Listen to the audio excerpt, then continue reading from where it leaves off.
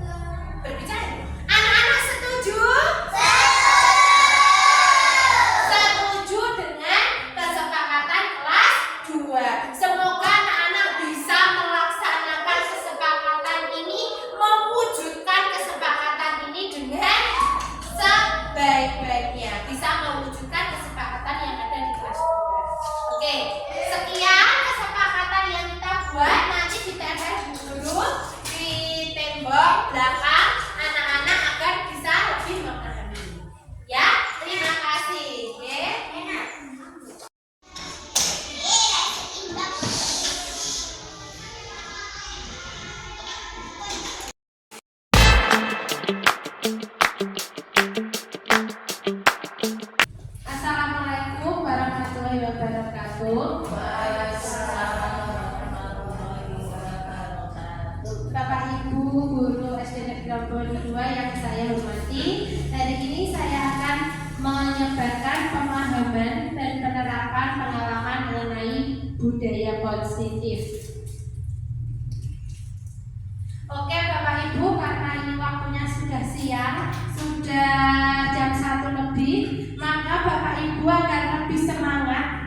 Kita ice breaking dulu. Coba ini dikerjakan. Kira-kira apa ini ya? Buku cerita. Ya, apakah ada yang lain?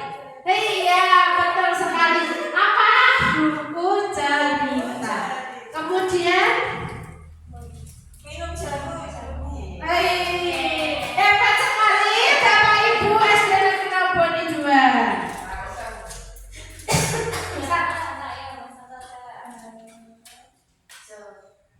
Apa itu? P-nya apa? Calon mertua. Sudah punya mertua semua? Alhamdulillah. Oke, hari ini saya akan menyampaikan tentang disiplin positif dan nilai kebajikan universal. Kemudian motivasi perilaku manusia. Yang ketiga keyakinan kelas. Yang keempat kebutuhan dasar manusia. Yang kelima restitusi 5 posisi kontrol. Dan yang keenam segitiga restitusi. Oke. Yang pertama, disiplin positif. Disiplin positif merupakan suatu cara penerapan disiplin yang mengajarkan anak untuk bertanggung jawab dan menumbuhkan kesadaran diri berdasarkan nilai-nilai kebajikan. Disiplin positif lebih ke arah disiplin diri yang dapat mengontrol diri dalam melakukan segala tindakan. Jadi disiplin positif di sini biasanya disiplin itu melekat dengan hukuman suatu tata tertib yang kaku. Nah, kalau disiplin positif di sini tidak. Disiplin positif di sini untuk melatih anak-anak bagaimana mereka untuk bertanggung jawab atas diri mereka. Disiplin positif dapat membuat murid memahami dan menyadari berdasarkan motivasi internal, bukan akibat paksaan, pujian ataupun hukuman. Jadi disiplin positif di sini itu murid itu sudah sadar dari dalam dirinya, internal bukan eksternal. Jadi mereka disiplin positif dirinya itu tidak dengan paksaan atau hukuman dari guru misalnya seperti itu. Kemudian yang kedua, nilai-nilai kebajikan. Nilai-nilai kebajikan adalah sifat-sifat positif manusia yang merupakan tujuan mulia yang ingin dicapai setiap individu. Nilai-nilai ini merupakan payung besar dari sikap dan perilaku kita, atau nilai-nilai ini merupakan fondasi kita berperilaku. Jadi nilai-nilai kebajikan ini merupakan nilai yang kita percaya, nilai yang akan kita capai. Apalagi untuk murid-murid, nilai ini diterapkan kepada murid yang sudah diyakini murid yang akan dicapai oleh murid. Nah, salah satunya adalah nilai-nilai kebajikan yang ingin dicapai oleh setiap anak di Indonesia, yaitu dikenal dengan istilah profil pelajar Pancasila. Bapak Ibu, profil pelajar Pancasila ada berapa? Oh, ada 6. Ayo coba sebutkan. Yang pertama apa? Ya, sampai nyanyi boleh. Beriman dan bertakwa. Beriman dan bertakwa pada Tuhan yang Esa dan beramal mulia. ya, kebinekaan global, gotong royong mandiri,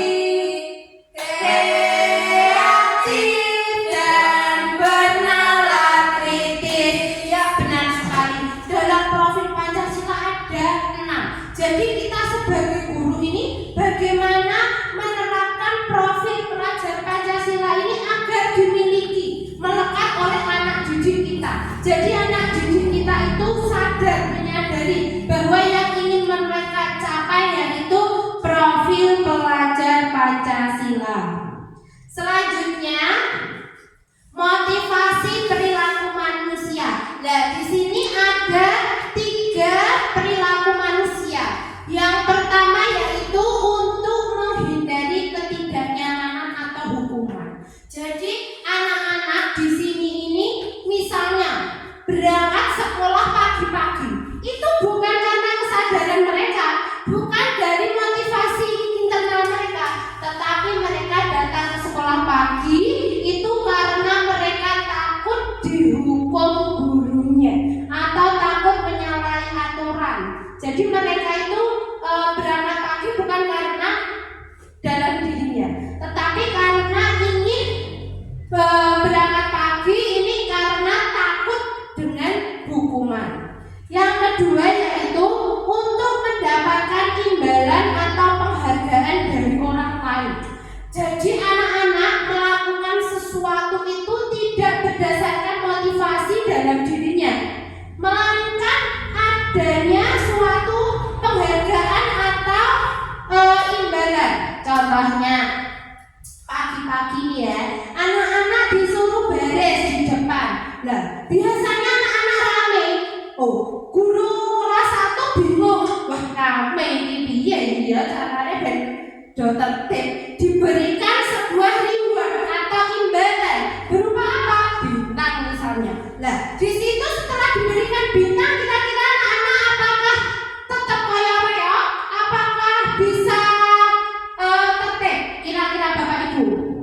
Iya, bisa tertib karena itu ada rewardnya. Nah, tetapi motivasi yang kedua ini bukan motivasi intrinsik atau motivasi internal dalam dirinya. Ini mereka mau melakukan sesuatu yang baik itu karena ada imbalan, ada suatu rewardnya, ada suatu penghargaan. Jadi seperti ini nanti anak akan bergantung jika suatu hari buku ini guru kelas 3 masuk di kelas 1. Kira-kira buku ini tidak memberikan reward, apa yang akan terjadi? Ya, anaknya kaya reok meneh karena tidak mendapatkan reward seperti bu guru kelas 1, seperti itu.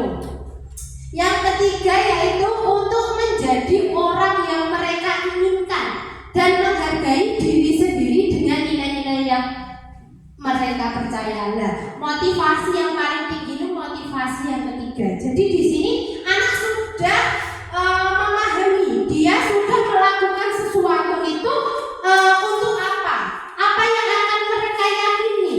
Misalnya mereka suatu keyakinan tadi beriman bertakwa kepada Tuhan. Oh, jadi kalau beriman bertakwa kepada Tuhan, saya harus sadar sendiri. Saya harus misalnya berdoa sebelum melaksanakan kegiatan atau sesudah melaksanakan kegiatan. Nah, meskipun tanpa adanya guru yang membimbing, mereka tetap akan melaksanakan itu karena itu sudah nilai-nilai yang mereka percaya atau sudah ada, sudah melekat, intrinsik atau sudah internal, tidak eksternal. Kalau yang motivasi 1, 2 ini motivasi yang eksternal. Jadi motivasinya itu tidak ada pada diri anak, melainkan karena ada suatu hal.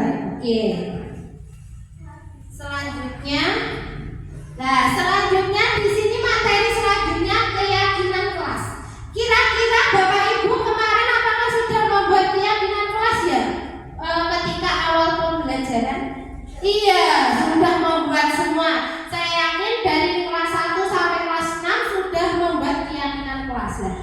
Keyakinan kelas di sini guru berperan dalam mewujudkan terbentuknya keyakinan sekolah atau kelas dengan adanya kesepakatan antara guru dan murid. Jadi di dalam kesepakatan kelas itu tidak hanya guru saja yang menentukan.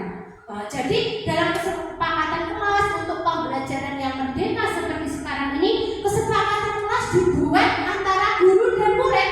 Tidak hanya guru saja. Kalau hanya guru saja berarti itu nanti suatu paksaan. Kalau antara guru dan murid itu mereka kan berkolaborasi nih. Murid yang juga ikut menentukan. Dan nanti diharapkan di sini murid akan melaksanakan kesepakatan ini, keyakinan di kelas ini. Oke. Keyakinan sekolah atau kelas berupa pernyataan-pernyataan universal yang mudah ditinggali dipahami dan harus diterapkan di lingkungan sekolah. Jadi nilai-nilai kebajikan, misalnya ini anak-anak tidak boleh lari-lari. Nah, kata-kata tidak boleh itu kan negatif. Nah, itu bisa dirubah dengan positif. Berjalan saja seperti itu. Itu contoh nilai kebajikan. Nah, ini contoh dari keyakinan kelas ya, keyakinan kelas di sini saling menghormati. Jadi ini contoh keyakinan kelas seperti ini yang sudah dibuat murid dan guru. Ini ya Bapak Ibu contohnya. Nah, keyakinan kelas itu dibuat bagaimana caranya? Nah, cara yang pertama itu nanti anak-anak misalnya diberi dengan ini not ya, kertas not ini ya. Nah, itu nanti guru memberikan suatu pertanyaan. Aku ingin kelas seperti apa? Dan nanti anak-anak menjawab, ada kelas yang rapi, yang nyaman, yang bersih, misalnya seperti itu. Aku tidak suka jika temanku apa? Nah, jika temanku bertengkar, berkelahi, membuli, nanti anak-anak jawabannya seperti itu. Kemudian yang ketiga, aku harus bagaimana jika ada teman dan guru yang berbicara. Nah, dari situ misalnya aku menginginkan kelas yang nyaman, yang rapi. Berarti nanti kesepakatannya kelas dibuat dengan anak bagaimana? Oh, dilaksanakan piket. Oke, kalau dilaksanakan piket berarti harus datang tepat waktu. Nah, cara membuat keyakinan kelas itu seperti itu. Oh, menjaga kebersihan karena anak-anak tadi menginginkan kelas yang rapi, nyaman, bersih, sehingga menjaga kebersihan dengan datang tepat waktu, selalu melaksanakan piket seperti itu. Kemudian ini kita ke materi 5 kebutuhan dasar manusia. Sebelum masuk ke materi, Bapak Ibu silakan untuk membaca dulu. Di sini ada sedikit cerita dari Ibu Ambar. Nah, Bapak Ibu bisa baca dulu. Ibu Ambar, guru wali kelas 2 di SD Pelita Hati, sedang bingung menghadapi ulah salah satu murid di kelasnya yang bernama Doni. Beberapa anak di kelas 2 telah datang padanya dan mengeluhkan Doni yang sering kali meminta bekal makan siang mereka dengan paksa. Jika Anda menghadapi situasi seperti Ibu Ambar, apa yang akan Anda lakukan? Menurut Bapak Ibu, kira-kira apa ya alasan Doni melakukan hal ini? Pasti ada alasannya ya Bapak Ibu. Apakah ada alasannya? Oh, ada ya, benar sekali Pak Her. Oke, nah ini 5 kebutuhan dasar manusia. Manusia itu memiliki kebutuhan dasar. Yang pertama yaitu bertahan hidup. Ini tidak hanya anak, melainkan kita sebagai guru membutuhkan itu. Lah ya nek guru boten maem lah nggih mangke dosen lah nggih kampung tenang. Nah, maka dari itu semua manusia itu membutuhkan 5 kebutuhan dasar ini. Yang pertama bertahan hidup. Kemudian kasih sayang atau rasa diterima. Selanjutnya kebutuhan dasar kebebasan, kesenangan, dan yang kelima penguasaan. Dari cerita Doni tadi banyak alasan mengapa Doni berbuat seperti itu. Ketika murid melakukan hal yang menyimpang dari nilai kebajikan atau peraturan, biasanya murid tersebut telah gagal memenuhi kebutuhan hidupnya. Sebagai guru harus tahu kebutuhan dasar manusia. Jadi Doni tadi itu gagal memenuhi kebutuhan hidupnya, makanya dia menyimpang dari peraturan. Oke, dari kisah Bu Ambar dan Doni tadi, kira-kira kebutuhan Doni apa ya yang belum terpenuhi? Kasih sayang. Oke Pak Tanto, nanti kita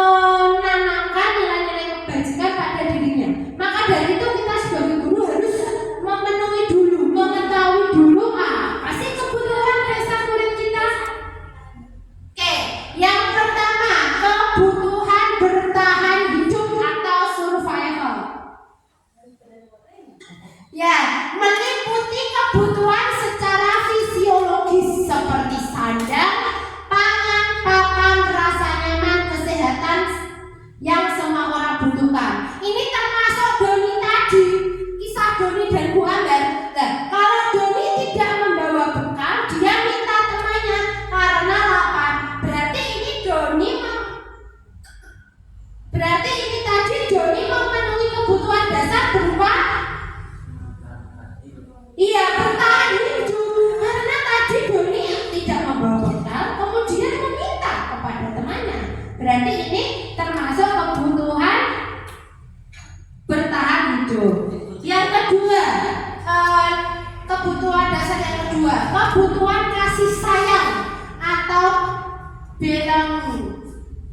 Kebutuhan untuk disayangi, diterima pada hubungan sosial, kebutuhan untuk merasa menjadi bagian dari suatu kelompok. Nah, semua orang butuh kasih sayang. Tidak hanya murid saja. Apakah Bapak Ibu butuh kasih sayang? Oh iya, Bapak Ibu butuh kasih sayang. Kita butuh kasih sayang agar hidup kita menjadi balance atau seimbang ya. Murid butuh kasih sayang juga. Ketika tidak terpenuhi, maka mereka akan mencari-cari perhatian, seperti lari-lari di kelas. Ini perhatian ya. Jadi Bapak Ibu, kalau ada muridnya yang lari-lari di kelas ya dimaklumi saja. Ya meskipun itu kadang apa Bapak Ibu? Kalau muridnya lari-lari di kelas, apa yang dirasakan kira-kira?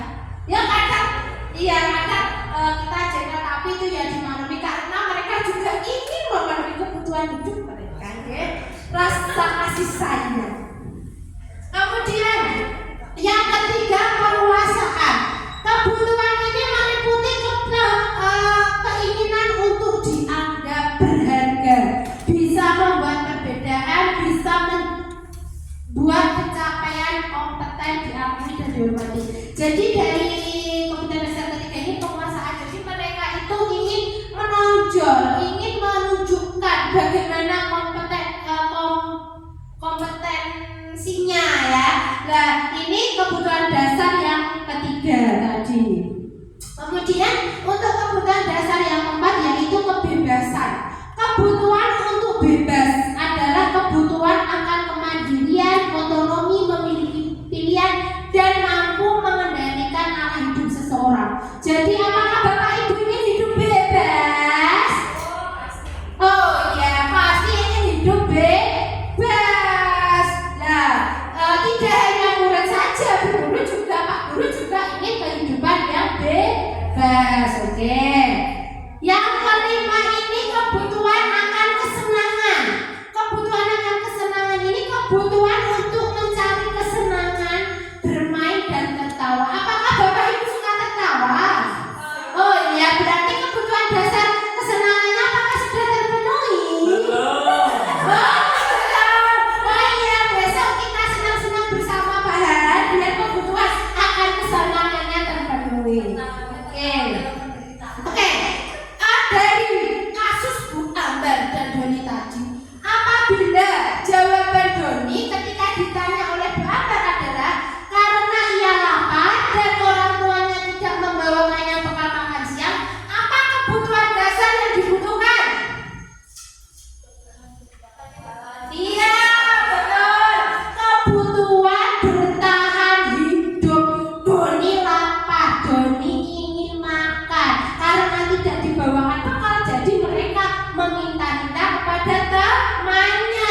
Ini salah satu kebutuhannya Doni untuk makan, memenuhi kebutuhan dasar bertahan hidup. Yang kedua, apabila Doni menjawab bahwa alasannya mengambil bekal temannya karena dia merasa senang, temannya jadi memperhatikan dia. Ketika temannya melaporkan tindakannya itu pada gurunya dan gurunya memberitahu orang tuanya, sehingga orang tuanya jadi memperhatikan dia, maka kebutuhan dasar apa yang ingin dicapai Doni? Rasa? Betul sekali Bapak Ibu guru hebat. Rasa kasih sayang. Karena Doni juga ingin diberikan kasih sayang oleh orang tuanya. Selanjutnya, pertanyaan ketiga. Apabila jawaban Doni adalah dia merasa hebat karena temannya jadi takut dengan dia dan menuruti keinginannya, maka sebetulnya Doni sedang berusaha memenuhi kebutuhan apa? Iya, penguasaan. Dia ingin berkuasa di dalam kelas itu karena teman-temannya mengikuti apa yang ia inginkan. Seperti ia bawa. Pertanyaan selanjutnya, bila jawaban Doni dalam kasus di atas adalah dia merasa bosan dengan makanan yang dibawakan ibunya dari rumah karena ibunya selalu membawakan bekal yang sama. Oleh karena itu dia ingin mencoba makanan teman-temannya yang beraneka ragam. Maka Doni sedang kesenangan, dia ingin memenuhi kesenangan atau ini sebagai kebebasan. Ngapa kebebasan? Apa kebebasannya Bapak Ibu kira-kira? Oh, Doni teman ini kok hari ini disanoke baca. Saya gurine Mbak Dea kok disanoke gereh pindah. Gurine Mbak Nur disanoke daging. Lah, Doni bebas. Dia minta temannya itu suatu kebebasan. Oh, saya mau makan daging hari ini. Saya mau makan gereh hari ini atau baca hari ini. Itu suatu nilai kebebasan. Selanjutnya yang terakhir, bila Doni menjawab bahwa ia melakukannya karena iseng saja dan ia menikmati ekspresi wajah teman-temannya yang kesal karena diambil makanannya dan menurut dia ekspresi teman-temannya itu lucu, maka kebutuhan apa yang ini dia capai? Iya, kesenangan. Betul sekali Mbak Muli. Kesenangan karena dia senang melihat ekspresi temannya yang ia anggap lucu untuk mengacu kepada Bu Guru. Oke, lalu bagaimana peran kita sebagai guru? Yang pertama, identifikasi kebutuhan murid. Jadi muridnya ingin apa, Bu? Cari tahu latar belakangnya, jangan langsung menghukum atau jangan langsung menilai murid. Cari tahu dulu latar belakangnya. Sedangkan yang ketiga, kebutuhan dasarnya karena tidak terpenuhi, maka kita sebagai guru harus menyadarinya. Selanjutnya, 5. Restitusi posisi kontrol guru. Nah, ini yang penting ya, posisi kontrol. Yang pertama sebagai penghukum, kedua memantau, ketiga posisi sebagai teman, keempat pembuat rasa bersalah, dan yang kelima manajer. Oke, contoh penerapan posisi kontrol. Yang pertama penghukum. Nah, penghukum di sini itu menghadik, menunjuk-nunjuk, menyakiti, menyindir orang lain. Jadi biasanya kira-kira Bapak Ibu adakah yang memiliki penghukum? Misalnya ini anak-anak, ada salah satu anak yang lain langsung dia macam ngapa tidak main-main dengan muka marah. Nah, itu dengan nada yang tinggi itu salah satu posisi kontrol sebagai penghukum. Yang kedua yaitu pembuat rasa bersalah, yaitu berceramah dan mengatakan seharusnya itu kecewa. Jadi di sini guru itu memiliki posisi kontrol dan murid itu yang merasa bersalah. Jadi mereka itu tidak nyaman, merasa salah. Nah, seharusnya kamu jangan seperti ini. Nah, untuk posisi kontrol yang kedua ini, pembuat rasa bersalah ini bahasanya lebih halus, lebih lembut daripada penghukum. Yang ketiga yaitu sebagai teman. Nah, ini membuatkan alasan-alasan untuk muridnya. Jadi dalam posisi kontrol sebagai teman ini, murid itu mengira nanti gurunya itu sebagai teman.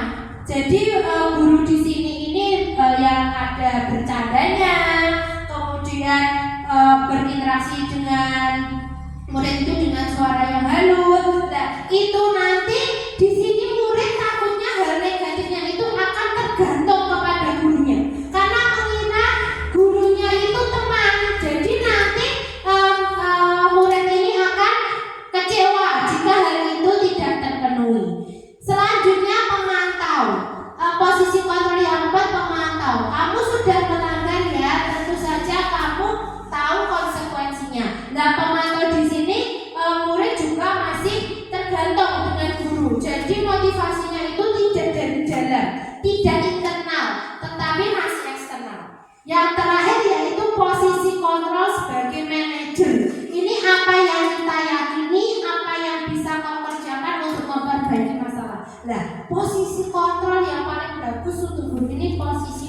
agent. Karena di sini murid bersama guru berkolaborasi untuk menyelesaikan masalah yang dihadapi murid. Kira-kira dari kelima posisi kontrol ini, Bapak Ibu guru kira-kira posisi kontrol yang mana ya yang sudah dilaksanakan? Oh, membuat merasa bersalah, ya, membuat misalnya. Kemudian ada lagi, kadang juga menghukum ya Bapak, karena wajar saja karena guru juga manusia, Oke. Apa itu restitusi?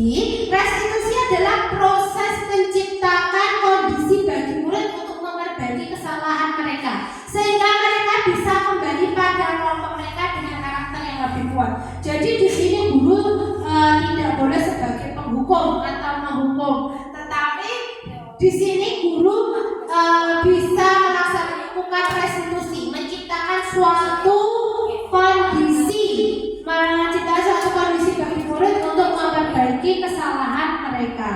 Kondisi bagi murid untuk memperbaiki kesalahan mereka, sehingga mereka bisa kembali kepada kelompoknya dengan karakter yang lebih kuat. Jadi di sini bagaimana Bapak Ibu bisa membantu murid dan bersama-sama murid untuk menemukan cara menyelesaikan masalah mereka. Nah, di dalam segitiga restitusi itu ada 3 tahapannya, yaitu yang pertama menstabilkan identitas, kemudian yang kedua validasi tindakan yang salah, dan yang ketiga menanyakan keyakinan.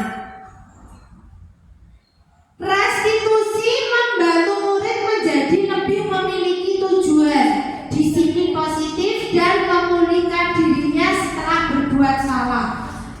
Penekanannya bukanlah pada bagaimana berperilaku untuk menyenangkan orang lain atau menghindari kenyamanannya, namun tujuannya adalah menjadi orang yang menghargai nilai-nilai kebajikan. Jadi di sini anak untuk restitusi ini sudah memiliki motivasi intrinsik internal yang ada dalam dirinya, bukan motivasi yang eksternal, bukan lagi yang eksternal tapi sudah internal. Oke, ini tadi segitiga restitusi. Yang pertama menstabilkan identitas, yaitu berdasarkan prinsip membuat kesalahan adalah bagian dari proses pembelajaran. Yang kedua berperan menggeser identitas murid dari identitas gagal ke identitas sukses. Yang ketiga jangan mengkritik murid yang sedang mengalami identitas gagal. Jadi di sini Bapak Ibu tidak langsung menghukum atau memarahi murid. Jika murid melakukan suatu kesalahan, yaitu Bapak Ibu guru bisa mencari tahu dulu alasan-alasan, mendengarkan alasan-alasan murid. Nah, ajukan sebuah pertanyaan, yaitu membuat kesalahan sesuatu yang wajar. Manusia memang tidak ada yang sempurna. Kemudian kita bisa memperbaiki masalah ini. Selanjutnya saya tidak menanyakan kesalahannya, tetapi fokus memperbaiki masalah ini. Apakah saat ini kamu telah menjadi orang yang baik untuk dirimu sendiri? Jadi di sini Bapak Ibu jangan langsung mencari-cari kesalahan murid, tetapi untuk segitiga restitusi yang stabilkan identitas ini menanyakan atau memperbaiki dari masalah itu, tidak pada kesalahannya. Yang kedua yaitu tadi validasi tindakan yang salah. Ini berdasarkan prinsip setiap perilaku berupaya memenuhi suatu kebutuhan tertentu. Kemudian guru akan bergeser dari pemikiran stimulus respon menjadi proaktif. Yang ketiga mengenali dan mengakui kebutuhan murid ini dapat memperbaiki hubungan dengan murid. Yang terakhir pertanyaan disampaikan dengan nada suara tidak menghakimi atau menonjol. Jadi di sini Bapak Ibu bertanya ya dengan suara yang halus, tidak marah-marah.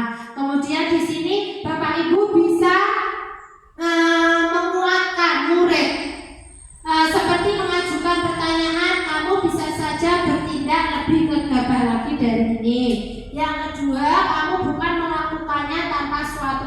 tertentu. Yang ketiga, kamu melakukannya karena mempertahankan sesuatu yang penting bagimu. Kemudian, mungkin kamu bisa mempelajari suatu perilaku baru yang lebih efektif. Bersedialah kamu mempelajarinya. Jadi di sini murid diajak untuk menyelesaikan suatu masalah yang ia hadapi. Tidak menghukum, tidak langsung marah-marah. Untuk tahap kedua. Tahap terakhir, tahap ketiga yaitu menanyakan keyakinan. Jadi keyakinan kelas yang sudah dibuat bersama murid tadi di kelas bisa ditanyakan di sini.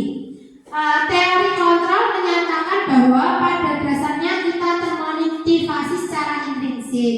Saat perilaku telah divalidasi oleh identitas sukses, telah stabil, maka murid telah siap mengaitkan keyakinannya dengan tindakannya yang salah. Nah, untuk menguatkannya dengan mengajukan pertanyaan sebagai keluarga atau kelas apa yang kita yakini. Jadi, misalnya anak tidak berangkat sekolah selama 3 hari tanpa memberikan izin. Nah, Bapak Ibu guru tahap menanyakan keyakinan ini bisa menanyakan, nah apa ya keyakinan kelas kita terhadap masalah ini. Nah, nanti anak akan menjawab ketika tidak berangkat sekolah harus meminta izin. Nah, ini kan mereka bisa menyimpulkan atau bisa menemukan keyakinan kelas seperti ini yang sudah saya langgar atau tidak saya lakukan. Nah, dari situ diharapkan anak-anak itu memiliki motivasi secara intrinsik. Kemudian nilai-nilai apa yang telah kita sepakati,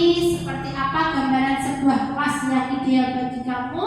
Kamu ingin menjadi orang seperti apa? Nah, di sini murid diajak untuk menemukan atau motivasi dari dalam dirinya. Hal-hal yang perlu diperhatikan dalam segitiga restitusi, yang pertama, perilaku yang salah perlu dikaitkan dengan nilai-nilai keyakinan. Jadi perilaku yang salah itu kita sebagai guru untuk memperbaiki, mengaitkan atau mereka mengembalikan mereka untuk nilai-nilai atau keyakinan-keyakinan yang telah disepakati. Kemudian kesediaan orang yang melakukan kesalahan untuk memperbaiki masalah. Terima kasih. Selanjutnya ini merupakan pemaparan atau berbagi hari ini tentang budaya positif. Apakah Bapak Ibu guru hebat ada yang ingin ditanyakan? Tidak, Bu.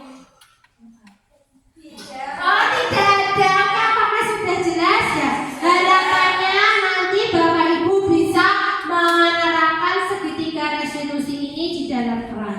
Sekian pemaparan saya hari ini. Apabila banyak salah, saya mohon maaf yang sebesar-besarnya. Wassalamualaikum warahmatullahi wabarakatuh.